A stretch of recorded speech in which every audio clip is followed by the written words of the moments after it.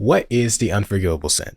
Many Christians are afraid that they committed the unforgivable sin, but what actually is it? Let's talk about it. First, I'll tell you what the unforgivable sin is not. The unforgivable sin is not blasphemy. The unforgivable sin is not insulting God or insulting the Holy Spirit, and the unforgivable sin is not attributing the works of God to the devil. These things are not what the Pharisees did in order for Jesus to say that they committed the unforgivable sin.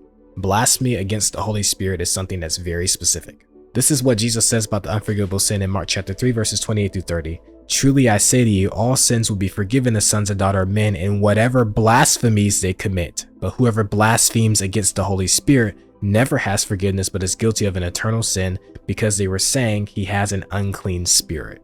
It's important to recognize what Jesus just said there. He said all sins will be forgiven the sons and daughters of men and all blasphemies that they commit except one, which is blasphemy against the Holy Spirit. Blasphemy against the Holy Spirit is something specific, but what is it? What the Pharisees are actually doing that causes Christ to say that they committed the unforgivable sin is reject him and also reject the continuous work of the Holy Spirit as well.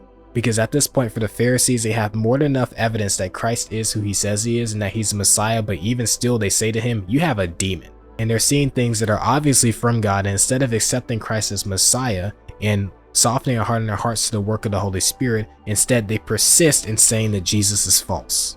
And that is blasphemy against the Holy Spirit, a complete and utter rejection of Christ, and by extension, the work of the Holy Spirit who moves to convict the world of sin, righteousness, and judgment. And the reason for why it's an eternal sin is unforgivable is because a person that commits this sin is never going to go to Jesus to receive forgiveness because they refuse to believe in him.